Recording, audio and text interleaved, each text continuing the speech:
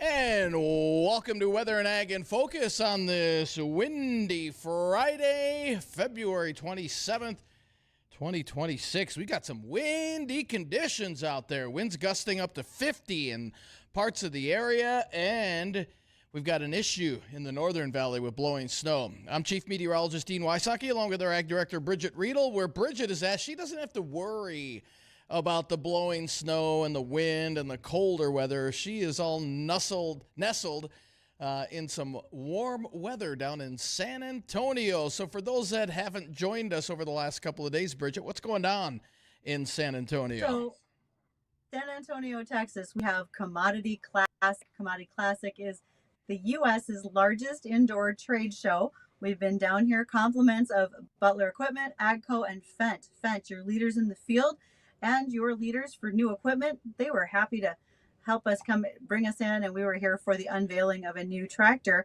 their Vario 1000 Gen 4. It is a 550 horsepower tractor. Today I get to be in their combine. Soon I'll be joined by one of their combine experts. And no, those blinking lights, those are just off the other equipment around us. We are not at a crime scene right now, and we are not in a padded cell. It's okay. We were wondering if the cops were chasing you guys. We saw lights there. So, well, good. You're not in trouble. That's good news. Speaking of trouble, areas of the Northern Valley right now are getting some very high winds. In fact, high wind warnings along and north of Highway 2. We've had reports of cars and ditches due to the blowing snow along Highway 2 west of Grand Forks. So if you are traveling north out of the FM area, once you get a little closer to the Grand Forks area, you're going to be dealing with some issues of blowing snow, reduced visibility. And again, we've had numerous reports of cars and ditches due to very icy travel from the blowing snow along Highway 2 west of Grand Forks. So please keep that into consideration if you are going north. Now, the winds will relax a little bit as we head towards evening, but it's going to be a windy afternoon. And again, that's going to be a problem north of the FM area with temperatures falling into the 20s and those north winds gusting up to 40 and gusting over 55 in areas of the Northern Valley. And then tonight we'll kind of calm things down, mostly cloudy, lows between 0 and 5 above, north winds 10 to 15. And a little upper level disturbance rides out of the Northern Rockies. That's going to spread a swath of snow across the state from about Williston and Watford City through Bismarck, and then hugging that 94 corridor and point southward. Now, areas of the Northern Valley tomorrow, northwest Minnesota, not going to get any snow at all. But here in the FM area, we could get up to an inch of snow. Luckily, not a lot of wind with this. But if you're going west or south of the FM area tomorrow, let's say you're going out to Bismarck or down towards Sioux Falls or the Twin Cities, those areas could pick up 3-4 inches, leading to some little bit of slippery travel going south of the FM area tomorrow. It's going to be a cold weekend as well, with highs around 5 to 10 above on Saturday. And then Sunday, sunshine returns, lighter winds, and highs in the upper teens to near 20. And then we warm things up for next week with highs in the 30s and 40s Monday, Tuesday, Wednesday, before we keep an eye on a potential storm system the end of next week. That's a ways away, and a lot can change between now and then. But in the short term, again, areas along and north of Highway 2 this afternoon are dealing with blowing snow. Again, we've had reports of cars and ditches along the Highway 2 corridor. Very, very windy conditions up there. Thankfully, we don't have to worry about the blowing snow and reduced visibility or any icy travel here in the FM area for today. But again, we could have some slippery travel tomorrow morning. That mainly a morning snow event tomorrow.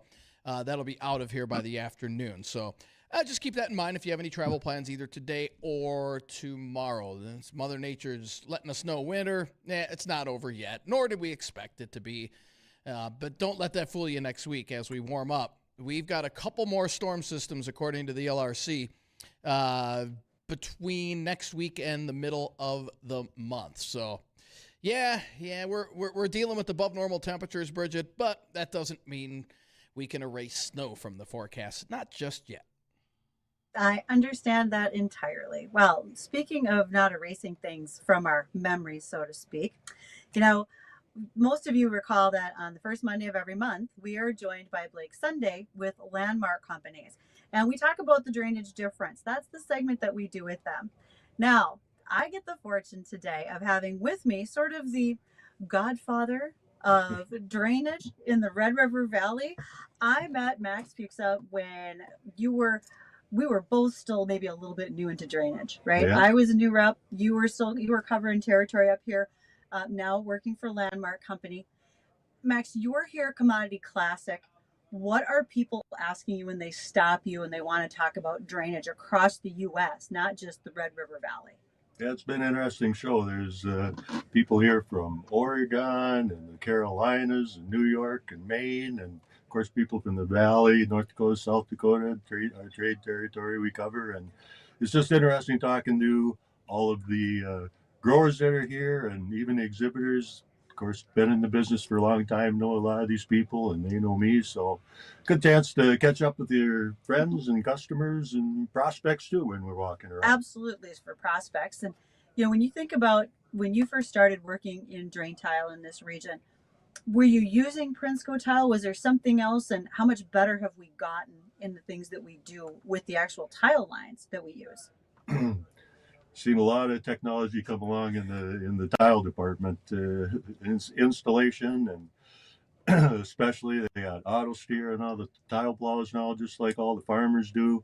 When we first started, if you didn't have a good operator in that tile plow and you're putting tile in the ground and it went in crooked, there wasn't some happy farmers there. So that was one of the best things I thought. And yeah, just all the technology, GPS and all that stuff, none of that when we started, none of that was being used. So a lot of advances in the tile business as well. Have some of your first customers with Landmark come back to you and said, you know what, it made a bigger difference than I thought? Well, I've been in the drainage business a long time, and it seems like over 20 years, and it seems like the first 10 years, all I was doing was trying to convince farmers that if you put plastic pipe in the ground, it was going to make you money. And then there just got to be a tipping point. I think maybe it was back when corn was $7 a bushel. Then everybody wanted it. Suddenly it was worth that $7 or that dollars per acre. Yep.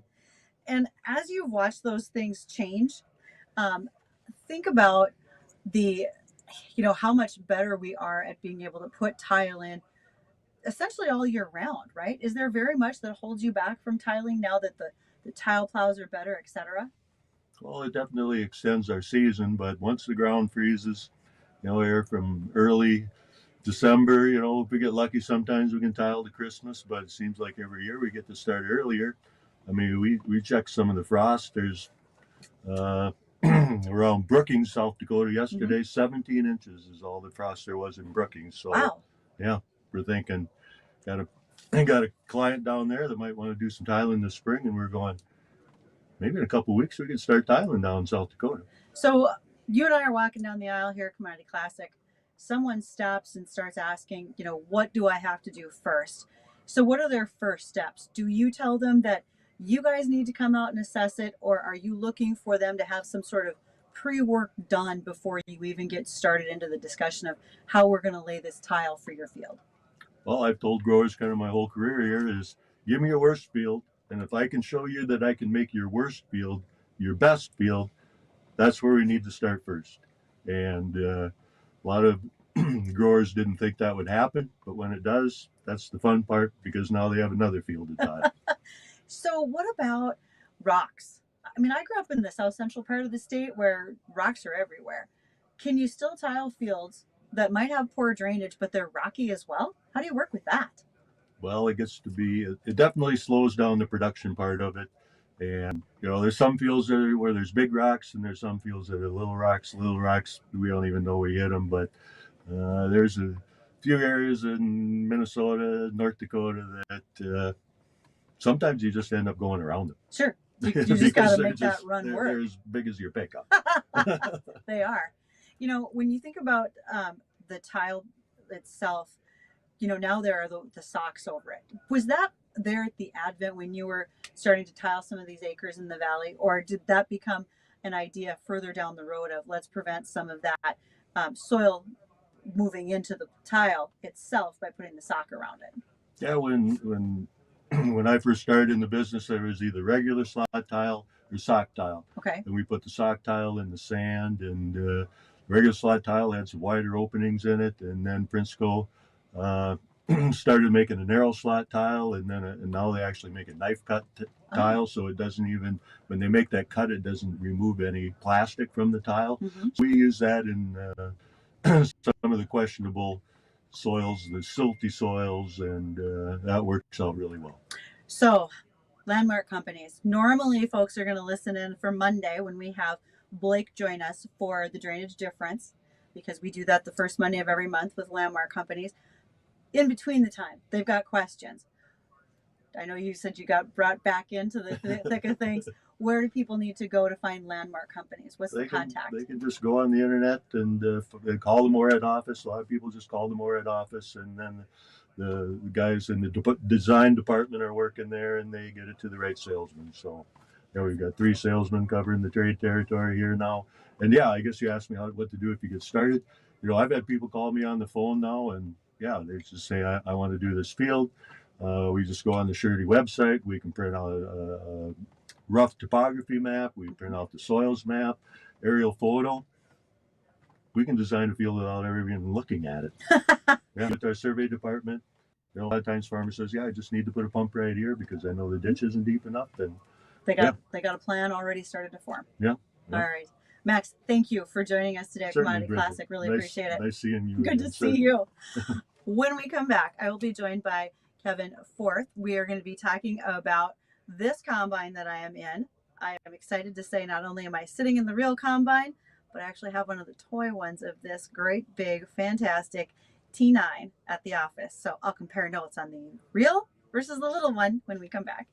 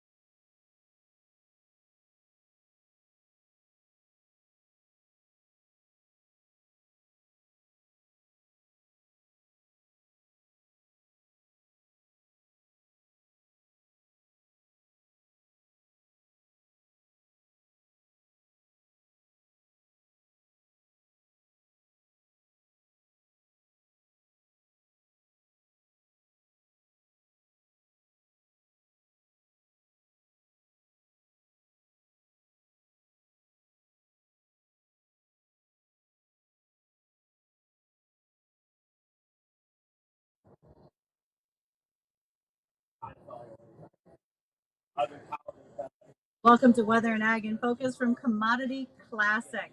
Thank you ever so much to AGCO and Fendt because they are our leaders in the field. And let's face it, leaders drive Fendt. One of those leaders that's with us today is Kevin Forth. And Kevin is with us. We're in the Deal T9 Combine. Kevin's the combine expert joining us for today. So, all right, what is the most popular question everybody's been asking when they come over to the booth today? Or for the last 2 days? Yeah, for sure. It's obviously the no steering wheel on the combine. Right. Yeah. I don't have a desk here. I usually use it. Yeah. No, it's everybody talks. Wants to know how this works. Yeah.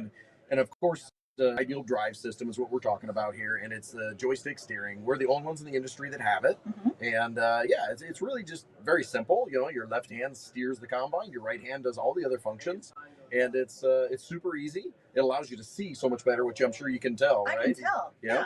So, Addison, I sent some pictures if you want to post those of like the view from the cab where you can see out across that whole header. So if you have something that gets plugged, your visibility here, or if something breaks, Correct. So good. Yeah, you can see it right away. And the other nice thing that we hear for folks that have it is that they actually sit back in the seat more, and you don't have to lean over the steering wheel. And at the end of the day, your lower back, your neck, it really makes a big difference on how the comfort feels. Yeah. So operator fatigue is a real thing. It's a real thing. Absolutely. One of the pictures that Addison is currently showing, or one of the videos, is actually on your auger. And there's two things about this. One, it looks broken, but it's not. Yeah, that's right. It just shows the folding ability. Yeah. And as a kid whose first combine driving experience was in a John Deere 95, I feel like that's a big improvement. Yeah. But then it also meant there's a sticker on there that is talking about the 2026 Harvest Tour. That's right. The Harvest Tour? Yeah, so those that maybe haven't seen it, it was AGCO's biggest social media thing that we've ever done. Nice. Last year. Okay. So the 2025 Harvest Tour, well over 1 million views, everything like that. And we did 11 farms in 11 days, 5 different states.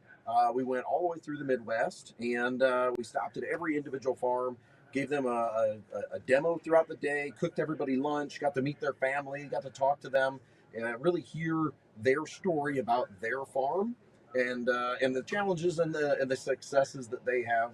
And it was fantastic. I love that you brought lunch because everybody should have a little lunch when they're in the field. Absolutely. That's perfect. Absolutely perfect.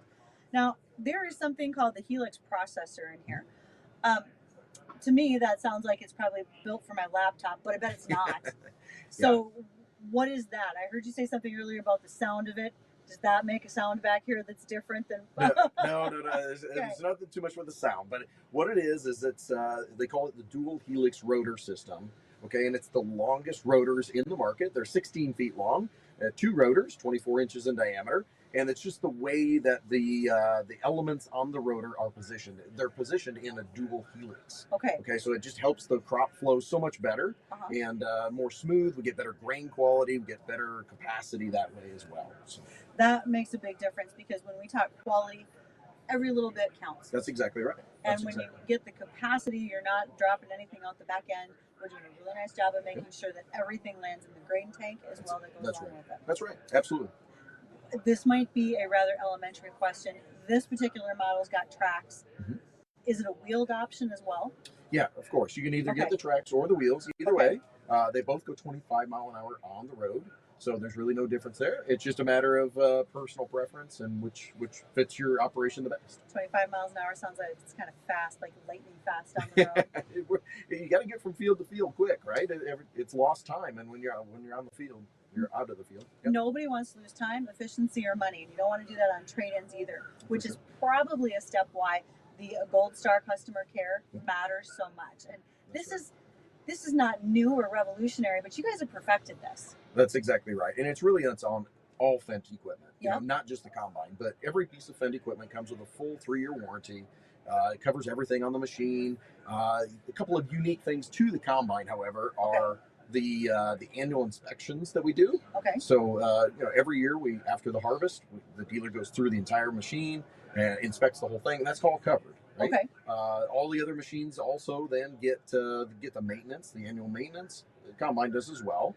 But then the 24-hour loaner guarantee, which is unique to the combine as well. So in harvest, you cannot be down. We know that. So if the dealer, for whatever reason, can't get you up and running in 24 hours, the manufacturer actually pays for the loaner machine to keep you running in the field. All right, look, as we look around this machine, I see monitors. There's a couple above my head. There's about 3 over on the side. I could probably put more in here. When you think about downtime on a machine, the first thing you always think of is I broke an axle, I've loosed some hydraulics, whatever the case might be on any machine on your farm. But software can be that too. So for you guys, where's your bigger concern? Are you worried about wear parts on the hard iron or on the software? And what is that repair point? You guys are pretty fast at getting them all fixed no matter what. For sure. And of course, things can happen anywhere, right? Right. That's the challenge of harvest is fear of the unknown, so to speak, right? Obviously the inspections help with the hard parts, Yes. making sure that they're all ready to go. Of course, the software has been tested thoroughly and everything, and we hope that there's no challenges there. Mm-hmm. But yeah, absolutely, that 24-hour loaner guarantee is always there to back you up, no matter what might happen. Oh, that's a wonderful thing. And realistically, if you're getting questions from farmers saying, "This is the pinch point. This is the thing that I should have paid more attention to when I did my pre-inspections and my maintenance," what's your advice to those who might have one of these on the farm, or maybe have one of the other models, the 7, the 8, etc.? What should they make sure that they're checking on or asking about? Sure. Yeah. No. Absolutely. And our dealers do a very, very thorough job. I mean, we've really perfected that inspection over the last few years. The Ideal Combine's still relatively new in the market. We started in 2019, but we have learned very, very fast. We have really got this machine is dialed in now. The performance is fantastic, and really, trying to get the dealer's knowledge up quickly to make sure that they're aware of the new product as well. We've done a big lift there, and everybody is really, really doing a great job now. And you guys do a wonderful job in service, and that's important because there is more and more interest in Fendt. Yes, you have folks buying new. Yes, they have good trade-in if somebody wants to trade to get the next new model. That's right. This is a 10. The 11s are out and available as well. What if there's like 2 or 3 things that's different between the 10 to the 11? What would those be? Why would someone want to decide between the 2?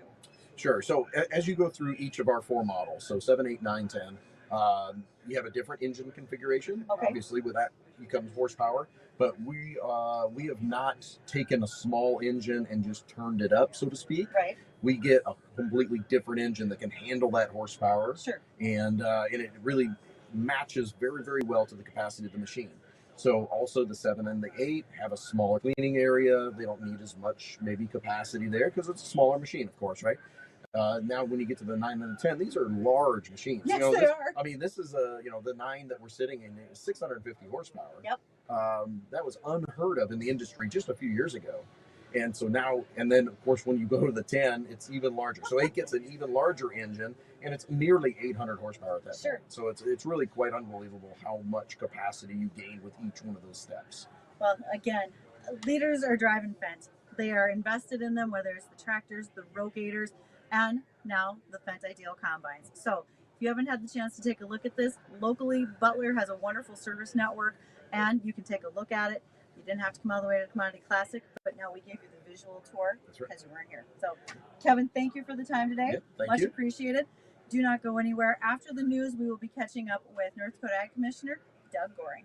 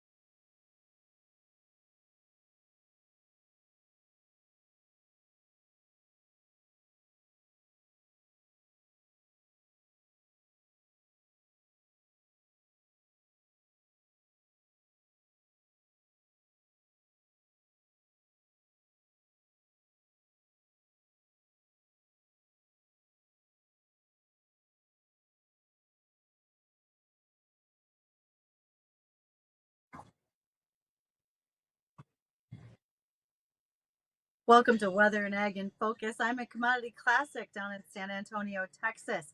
And so we're going to be joined by video with our North Dakota Ag Commissioner, Doug Goring. Doug, I'm sorry you're not here. It's lovely. There's lots of cool things Yeah, to look at. it looks like it. I've enjoyed Commodity Classic in the past. Seems I just have too much on my plate to get there in recent years, but I always get to see pictures and hear about it. So, Well, today we're going to go back a little bit in time in history. When I'm looking out from the window of this combine, I can see the future, but let's talk about the past. And today's topic is we prepare for North Dakota's heritage as well as America's 250. We're going to talk about homesteading and settlement here in the state of North Dakota. So, really, we can start talking with how did things begin in the earliest days of agriculture? What did that look like, Doug? well, for North Dakota, it all started with the Homestead Act. It actually propelled movement west real early in this country's history, and Abraham Lincoln, I will say, is the one that actually initiated all that. And there was multiple reasons why he wanted to do it. But one thing that I found interesting is Abraham Lincoln was not necessarily fond of hard physical labor, but he understood agriculture drove the economy. And during the Civil War, he found opportunities for us to continue to look forward, look into the future, and uh, develop in 1862 the Homestead Act, which then started transforming North Dakota and the prairies in the United States into places where people would want to go. And you could look at 160 acres, but you had to file a fee for $18. You had to live on that land for at least 5 years, and you had to build some type of shack or home or something you were going to live in. Had to be a minimum of 10 by 12. And that's probably people, if they've ever seen old pictures of the prairies, have seen these sod houses. That worked. It worked well. And people settled the land, and I think something else that I found interesting, and I wish I could go back in time to find out more about this, but about 20%, 20 to 25% of the those people that actually um, wanted to look at homesteading, file a homestead claim, were women. They weren't married, and they came out here and settled the land. And in fact, one of the fifth claims that was filed in the state of North Dakota was a woman, and her name was Margaret Renville. So interesting, interesting, great I will stories. tell you what, if I'd have had the chance, I'd have done it. I'd have totally homesteaded. I'd have hated the winters, but I'd have done it. So, Absolutely. Doug, you said a homestead claim, but I've also heard a homestead patent. What's the difference? So the homestead claim is going through the process of settling and requesting to settle that land. A patent would be after you've met the requirements, you could then um, submit that information and title would be given to you. So actually, the patent is more about the transfer of that land to a patent. I will tell you too, about 40 to 50% of some of those claimants that filed a claim actually, what you'd say, commuted their claim, which means they purchased it outright from the government after they had been living on that land for a couple, 3 years. They probably made enough money and they could buy that land for $1.25 an acre from the federal government. So, land was cheap, but I think there were other reasons why people came to North Dakota too. I mean, there had to be some good advertising to get people to say, oh, look, it's rough, rocky prairie. There's no trees. We should live here. Yeah. Um, there's multiple reasons, and sometimes I got to be careful how I say this, but Some people refer real fondly to the motherland, that they came from Europe, Northern Europe, and that's fine. But you got to think back to your ancestors. If it was so great and profitable, they would have stayed there. They came for food, they came for opportunity, they they came for multiple reasons, whether it was to practice religion without unfettered and structured it. But really, you had places in parts of the world that there was starvation, there was no opportunity to grow. Or if you were in England, or Great Britain, the king owned all of the wildlife in the game, so you couldn't hunt it. You had to have special permission. And when you came to the United States, and you came to places like North Dakota, you had a chance to own something, and you were willing to come here, work hard, and die here. But if you did, you were dying free, and you were dying hopefully with a legacy that you could pass on. And Commissioner, how did those early settlement decisions that they made, how did that shape today's ag as we know it? Yeah, well, that's kind of interesting. If you think about those that actually settled here in the Dakotas and North Dakota, you had quite a few of Norwegian descent, Germans from Russia. You had the Irish. There were a few Irish that came then. It was later during the potato famines and other times that you seen more uh, Irish leaving, coming here. But they brought some of the knowledge and quite frankly, where they came from, what they knew. They knew about oats, they knew about rye, and they knew about wheat, and those were some of the first crops that they planted here, along with barley. Um, we didn't make this large transition into the agriculture environment we are now in North Dakota, largely until we got into the 50s, 60s, 70s, and then we made this rather abrupt, I would say dramatic change probably in the 90s to what we have now. But yeah, it was those things like wheat that really built this state. And wheat was king up until the 2000s, when largely you looked at the value side of it. You saw soybeans start to take over, and you saw corn acres continue to grow. And as we ended up in more value added facilities, you saw corn acres even grow more. So, yeah, that's what kind of established the face of agriculture. And today, I will tell you this too: uh, North Dakota is the most agriculture state in the Midwest. And then some people would say, well, yeah, certainly, but I don't think they really understand. 90% of North Dakota's land is owned, operated, or managed by farmers and ranchers. I mean, that's phenomenal. No other state has that. And we produce 54 different commodities. And in fact, we're number one in 11 of those commodities, such as spring wheat, durum, sunflowers, canola, flax. Well, flax was one of those earlier crops too. I was going to mention that was used when they were breaking prairie. Um, Dry beans, peas, lentils. Plus, we have a myriad of other crops such as potatoes and sugar beets that we rank third and fourth in the nation. And I mean, that's significant. And all that diversity, and you look at the landscape of North Dakota with 13 different microclimates, it's supporting the production of all those different crops, and some of them better than others. And that's why you're seeing this diversity.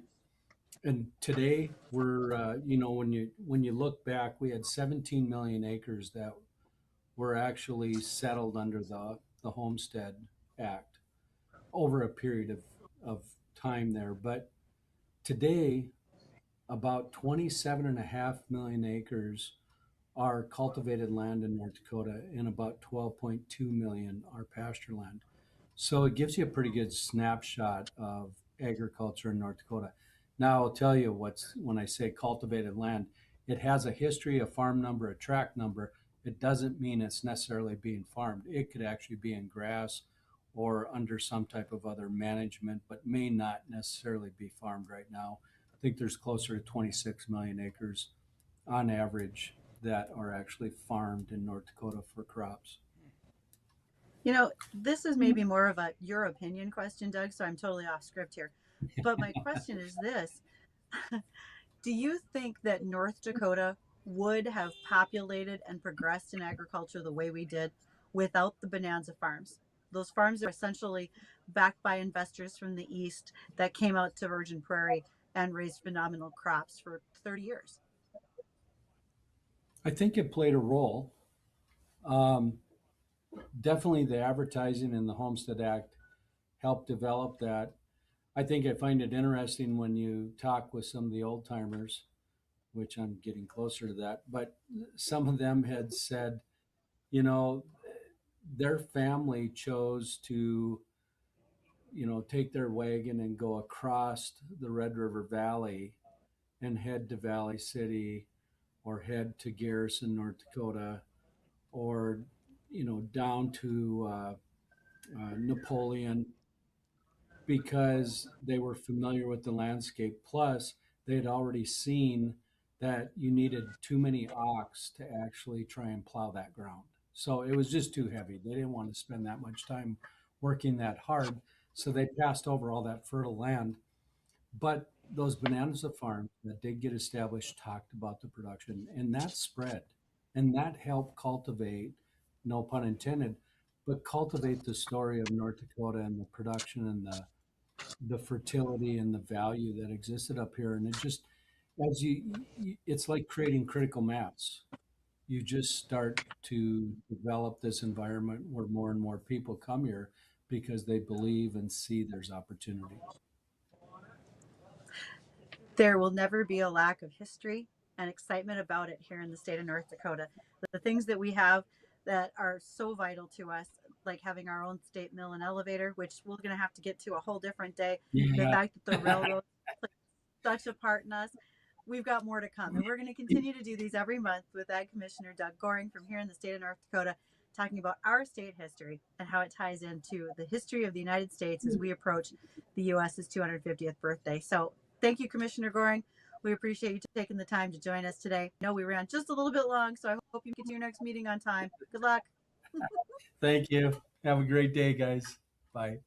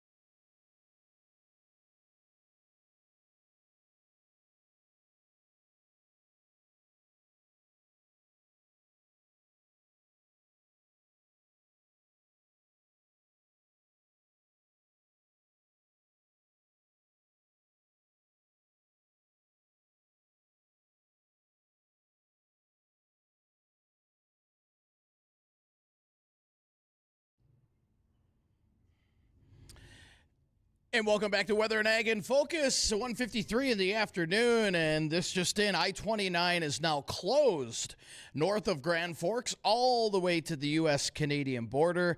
That northwestern or northeastern corner of the state, travel not advised, and once again, I-29 is closed north of Grand Forks all the way to the Canadian border due to blowing snow, icy conditions, and again, earlier on Highway 2, just west of Grand Forks, numerous cars reported in the ditches due to the blowing snow and icy conditions up north. Again, keep in mind, remember, just last week they had that the snowfall. They got quite a bit more than we did here in the FM area, and the snow is a lot looser up to the north. So thus the reason for those bad conditions. So again, if you're going north on 29, once you get north of Grand Forks, I-29 is closed all the way to the Canadian border. Now, we're looking at those windy conditions continuing as we head throughout the rest of the afternoon. Those winds will start to calm down a little bit about 5, 6 o'clock this evening, but until then, we're looking at pretty poor conditions to the north of the FM area. Temperatures will be falling into the 20s today, down to about 0 to 5 above tonight, and then as we head into your weekend, we're looking at some light snow overspreading the area along and south of the 94 corridor for Saturday morning. We could pick up to an inch here in the FM area, but areas out to our west, let's say Bismarck, down through about Aberdeen, Sisseton, those areas could pick up about 2 to 3 inches. So if you're going south on 29 tomorrow, you're going to run into slippery travel. And then after highs tomorrow between 5 and 10 above, we're looking at sunshine returning on Sunday, highs between 15 and 20. And then we'll start off next week in the 30s. That's a nice way to ring in March. And we'll be in the 40s on Wednesday before another potential storm system comes in here towards the end of next week. So once again, I-29 just being reported closed north of Grand Forks all the way to the Canadian border due to blowing snow and very icy travel. And this weather has been brought to you this afternoon by Progressive Ag Risk Management. Well, not only did AGCO and Fendt make sure to unveil their new tractor and show their full line of equipment here. Again, thank you to them for making sure we could come down and be a part of this event, because they are bringing out the boldest Fendt tractor yet. Leaders drive Fendt. We've also had Chris Sherman from Tech Support Farm has been down here greeting customers, walking around and doing the fence check assessment with them one-on-one. If you haven't yet had a chance, you can go to techsupportfarm.com and you can check on that assessment.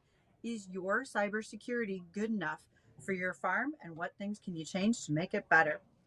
Anderco, they have spent the time around the region for the last 20 years building quality agricultural, industrial, and commercial buildings. If you are thinking about a project, you're going to want to talk to Anderco Enterprises, and you can reach them andercoenterprises.com or 701-277-7078. We appreciate their work with us today. It was quiet on the JLA Insurance phone line, but that'll change by Monday, and you'll be able to reach us there at 701-293-9000. I look forward to the emails over the weekend that y'all send. Thank you for that. Ideas, suggestions, questions that you've got. You can reach us through our Superior Grain Equipment inboxes. They bring us superior grain storage, drying, and handling solutions. Dean is weather at flagfamily.com. I am ag at flagfamily.com. And that live stream where thankfully Addison was able to show lots of pictures of the equipment, the combine that I'm in today. We had a great view of the header, all the other equipment around us. I was all over this place. There's in fact, I'm standing inside one of the tracks on this particular machine. So if you haven't seen that, you can find it on our live stream brought to you by Lighthouse Commodities. They do that for YouTube, Facebook, Acres TV. There it is. I am inside the track for this combine, so you can check that out. I am looking forward to getting home and getting back into the swing of things. Maybe the interstates and so forth will all be cleaned up by the time I get there, Dean. That's my goal. Well, let's hope things so. Will be fine. Yeah, bring some of that when I land tomorrow. All right. Well, then you're going to bring a little bit of warm weather back with you. So that's good. That's We'll good try. news. That's good news there. That's good news there. Well, that'll do it for today on Weather and Ag in Focus. I want to thank everybody for joining us. Again, if you're just joining us, I-29 now closed, Grand Forks to the Canadian border. Don't go anywhere. The Jay Thomas Show, that's coming up next.